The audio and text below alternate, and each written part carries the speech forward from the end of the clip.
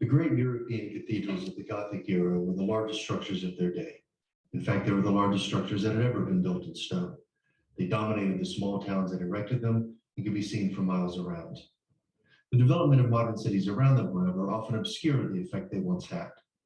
But after World War II, when many French towns had been reduced to rubble, although the cathedrals were often consciously spared, wise town planners redesigned the areas around the cathedrals, clearing the space and returning them to their original preeminent position. Here in Coutances, in northern France, in the Normandy region, this has been realized quite spectacularly.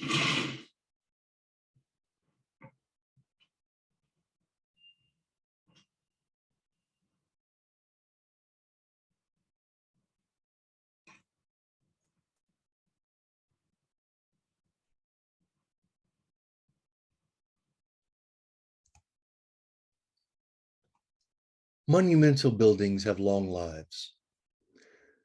The way they were experienced by the people who first constructed them is not necessarily going to be the same centuries later.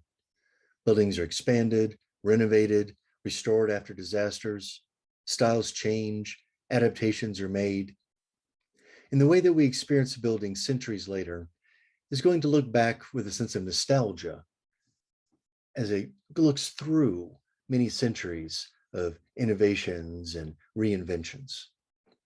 After World War II, many of these cathedrals had to be reconstructed.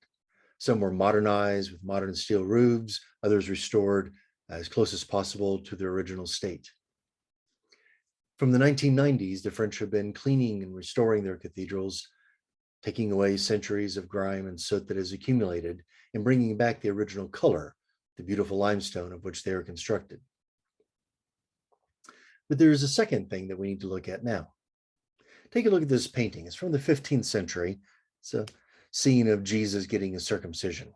But the artist has put it in a contemporary setting, a Gothic cathedral of his day. And in this completed cathedral, if you look in the background, you'll see that the columns and the shafts are adorned with polychromy. They're painted various bright colors. This is something that medievalists have long known, but the general public typically does not, is that the cathedrals were once brightly painted. Just like your house isn't just gray cinder block, but painted a bright color, these were vividly colorized. Centuries later, the color has been lost, and during the long period in which neoclassicism was all the rage artistically and the cathedrals were neglected, the color faded away and was not restored. In 1,000 years, future archaeologists might find your house with the colors all gone and imagine we all lived in gray cinder block structures, which we know is not the case. So these cathedrals were painted originally, which then brings up the question, once we clean off the soot and restore the original color of the stone, should we go back and paint them again as they had originally been? And that becomes a very tricky problem. If you go to smaller Gothic structures and little out-of-the-way places not much frequented by tourists, you'll find that the locals often keep their churches in the bright, colorful fashion that they'd originally been conceived. And we can see in these little places probably something closer to the original look of how a Gothic cathedral was experienced by the original audience for them. But in the major churches, this is different. Millions of tourists go to these places. They have expectations of what these churches will look like. It's already shocking enough when you clean the walls of the accumulated soot and grime and candle wax and dust that have accumulated to them. The difference is quite startling. But once it's cleaned, do we go back and paint them? Well, when they were working on Chartres Cathedral, as they began to restore some of the chapels, they did small experiments with repainting details of it to see how it looked, to see how the public could react. And here's a few pictures of those early ventures into recolorizing the cathedrals. If you look at the top of the ribs and the vaulting there, you'll see some of the original color restored. And it makes a lot more sense. The leaves, the foliage, the design is much more visible from the distant ground level than these parts here, which are just sort of indecipherable little blobs. So there's an argument to be made for restoring these cathedrals to the original color. On the other hand, when I go back and see these today, and they've lost that original, rather, Gothic look to them, that 19th century swooning romantic look of colorful windows hanging in the darkness, I kind of miss that. And I was glad I got to see it when I did. Nowadays, these churches don't have that original feel, but they do have their true original look.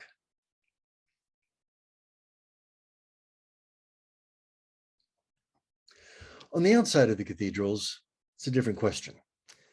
The effects of the weather are going to damage any kind of repainting that they might have chosen to do. And besides, once you spend all the money to clean the exterior of your churches, you really just want to seal them up and prevent any further damage. You don't really want to slather paint back on them. That'll have to be redone, several decades and over again in the future. However, the French do something fun with their cathedrals. You have this large wall, essentially, this big vertical space that takes projected light pretty well. And so in the summertime and high tourist season, when there's a big crowd for it, you'll find that some of the major cathedrals that the tourists visit are now splashed in a color light show at night. Banks of lights come out, and it's kind of like going to the medieval European version of Laser Floyd at the planetarium. So they do whimsical light shows across the vertical surfaces. This is a very early one, and my camera wasn't the greatest here. In fact, they haven't even taken down all the scaffolding yet, but they were having fun playing around with outlining the architecture and splashing up color. At the north royal portal, the north side of the cathedral, something else took place. Here is the royal portal, all cleaned, restored to its original kind of buttercream color, and it's a thing of beauty to behold.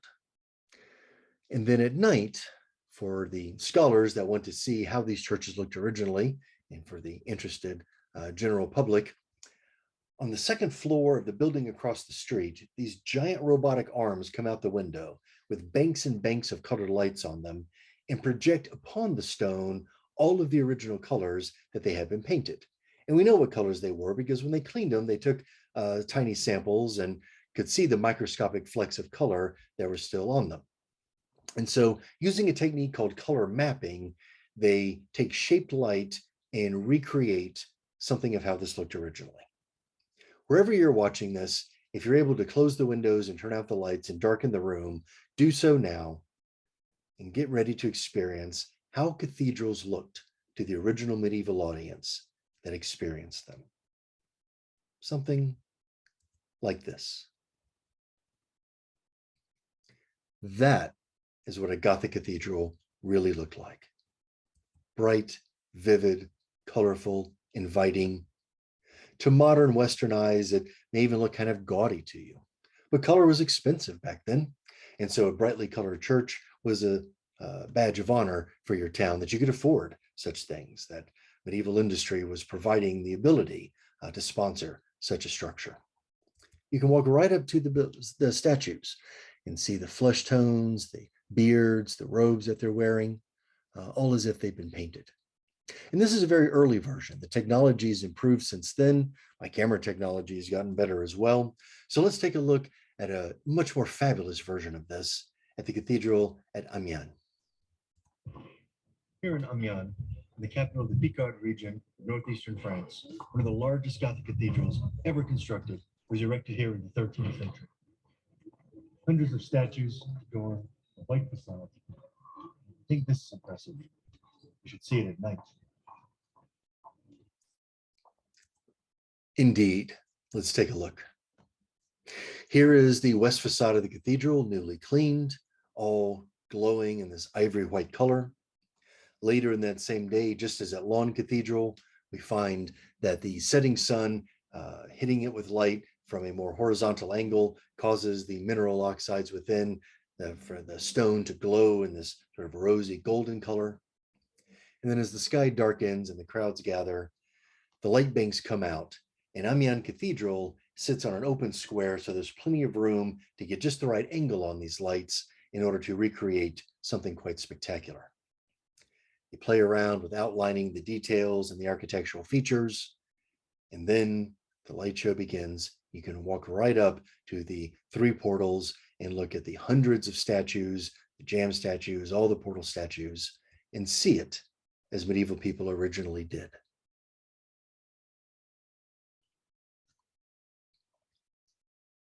It is stunning.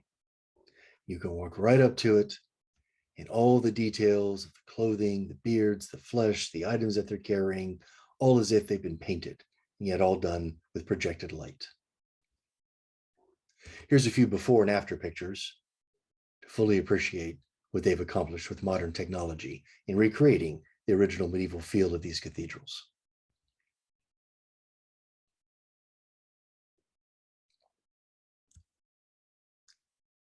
Looking up at the statues over the tympanum, over the doors, they're really just sort of indecipherable little blobs of carved stone.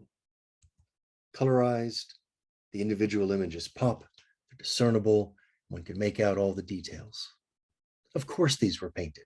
It only made sense that statues that are this small and that far away from the viewer standing on the ground floor would have to be painted in order to make sense of what you were looking at.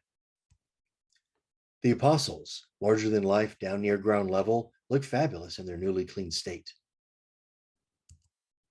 But how much more natural and lifelike and vivid are they once they've had their color restored to them?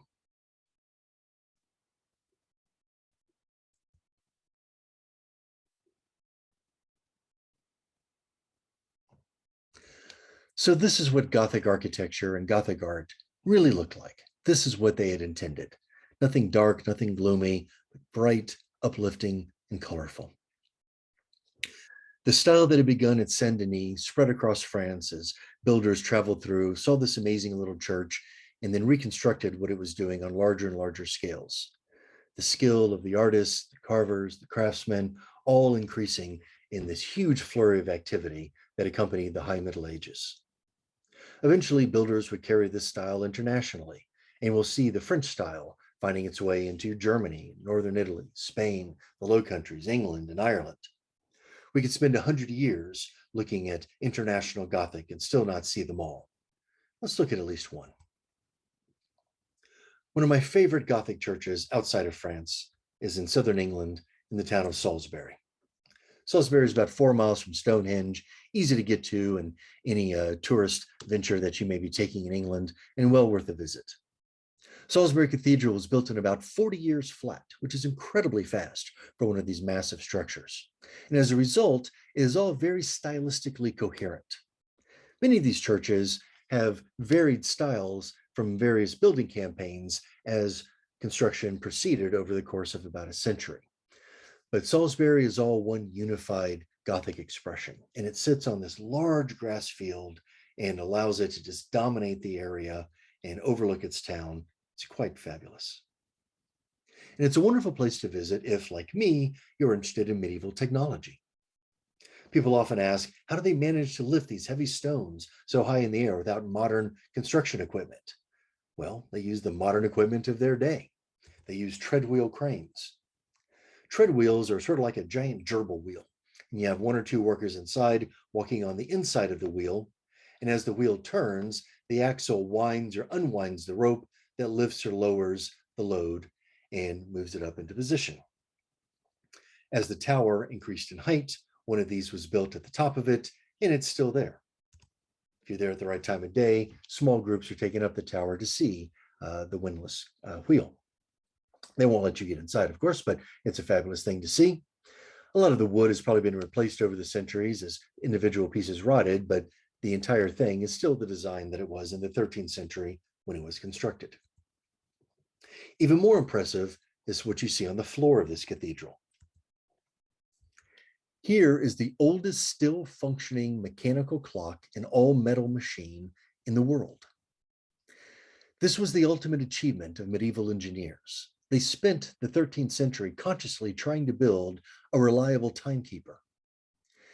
Marking the hours is important in a Christian world, and in the north of Europe, they were not able to do this so well with the technology inherited from the ancient Mediterranean.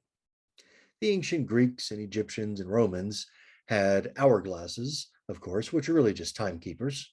They had sundials, which is great if you have sunny weather, and they even had sophisticated water clocks designed in Alexandria during the Hellenistic period of classical Greece. But that also doesn't work so well in the north. Water clocks freeze for multiple months out of the year, and in the often overcast north, sundial doesn't work so well either. So the challenge was, how do we use gravity, a consistent, reliable force, to tell time? Of course, a falling object is much too rapid to be much use as a timekeeper, But if we can find a way to slow down gravity, then maybe something could be devised.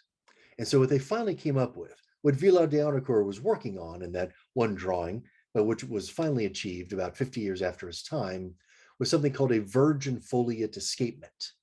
It is driven by a weight, but then we have a lever and a tooth gear that is slowly released as the foliate winds back and forth or wobbles back and forth, slowly releasing the gear in the tick-tock sound fashion that we associate with clocks today. It's how a cuckoo clock still works, or any weight-driven clock. It was designed by the Bishop of Salisbury. There's Bishop Ralph right there. And it's a good reminder that faith and reason, church and science hasn't always been at odds with each other. We tend to think of this through the lens of Galileo facing down the Inquisition, as if they're always in opposition. But in the Middle Ages, remember, it was the church that founded and funded all of the cathedral schools and universities. It was churchmen that were the professors that staffed them. They were the literate elite class that had the knowledge, was able to do research, and had the time and wherewithal to do these sorts of things and devise such fabulous inventions. Bishop Ralph of Salisbury designed the clock using the knowledge of geometry he learned in medieval university. He then had the town blacksmiths hammer out the gears, and this was constructed. It fell into disuse and ruin centuries later, but was restored and put back into operation in the 20th century.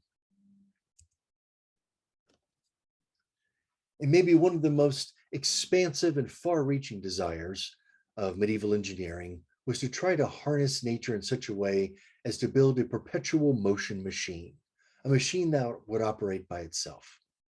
Villard de Araucourt gives us a drawing of such a machine, and in the inscription below, he tells us that for many days the masters debated amongst themselves how to make a wheel turn of its own accord. Here's a way to do it with an uneven number of mallets and quicksilver. A colleague and I rebuilt this once. We built our replica model of it and brought it to a conference years ago, just for the fun of it, to see what the thing would do. We were commemorating the 150-year anniversary of the first publication of the Villard de Araucourt portfolio. Does the medieval perpetual motion machine actually work? Well, let's take a look. Go. Behold, Villard de Araucourt's perpetual mobile. We have an uneven number of mallets filled with quicksilver, in this case buckshot, constructed by myself and my colleagues before. Let's see if it works. Try it again.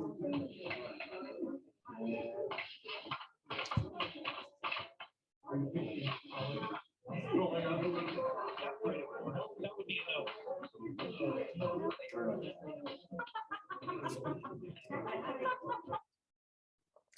Well, of course, it doesn't work. Modern physics tells us that a perpetual motion machine is impossible, but it was the dream of engineers for many, many centuries. Leonardo da Vinci also tried to construct one and ended up becoming the first person to show by geometrical proof why such a machine would be impossible. But the desire to build such things, the effort to construct them, also drove technology in other ways and eventually helped lead to the mechanical clock, the very emblem of modern Western engineering skill. By the end of the Middle Ages, every major town with a cathedral worth its salt had a mechanical clock in it, with faces on the outside of the church itself. And these clocks became increasingly sophisticated. When the hours chimed, mechanical automatons would move out and amaze and delight the crowd. On the left, we have the Orlog in Prague and the Glockenspiel in Munich, both ingenious devices of late medieval engineering that still function today. When the hours chime, these doors open and the 12 apostles come out and pan the crowd and say hello while the cock crows and other automatons operate. The Glockenspiel 3 times a day still chimes in Munich, and jesters come out entertaining little figures. Jousting figures come out, a king and queen, all delighting the crowd as they've done for centuries. And this leads to the increasingly mechanized view of the world around us. In the modern Western world, we are raised with a very mechanical view of the universe. The universe is a system of rational and comprehensible operations which can be replicated through machinery, through our technology. But this mechanical view of the world begins to take hold in the later Middle Ages. Here we have a manuscript illumination and our cloistered little monk doing a painting of the universe, who would typically be showing the orbs of the heavens being pushed by angels around the earth there at the center, is instead showing these orbs turned by angels cranking, mechanical cranks now doing the operation.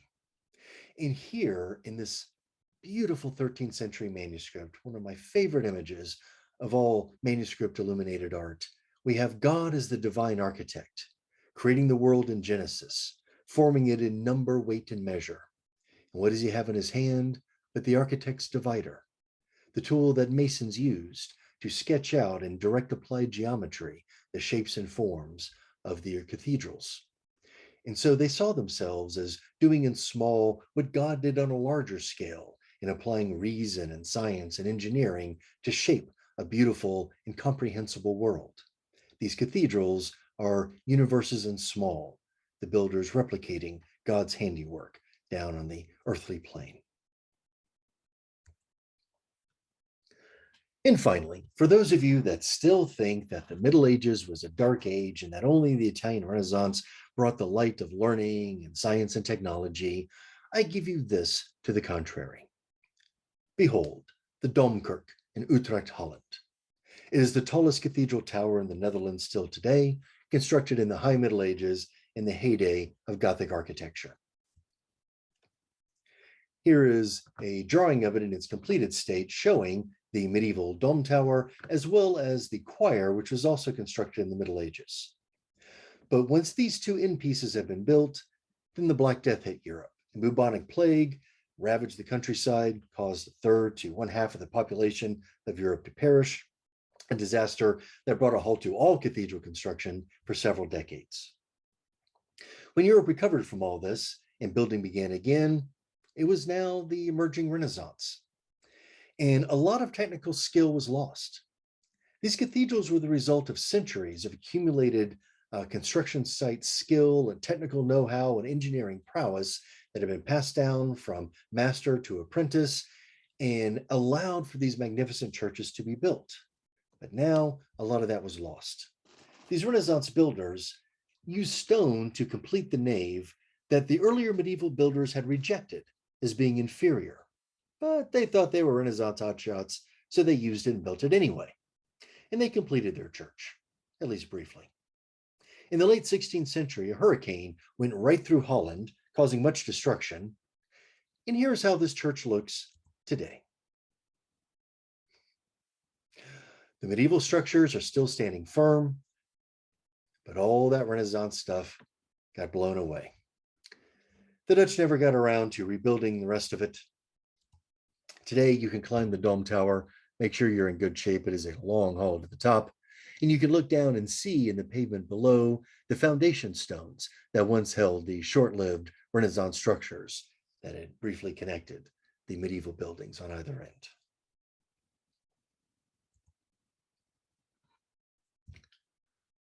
The tragic fire of April 15th, 2019, that ravaged much of Notre Dame Cathedral in Paris will be recovered from. They will restore it, and they'll restore it to its original state. They're well underway, and in a few more years, we'll once again be able to see, rising from the ashes, the giant gold monument that has stood over Paris since the high medieval period.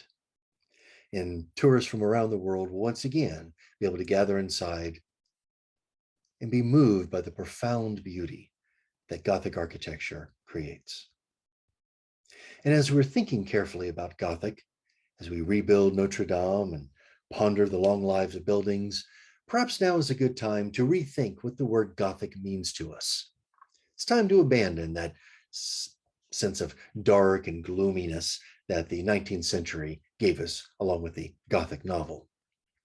Gothic is not dark, it is bright and brilliant and illuminated. It is not gloomy, it is mystical and inspiring and spiritual.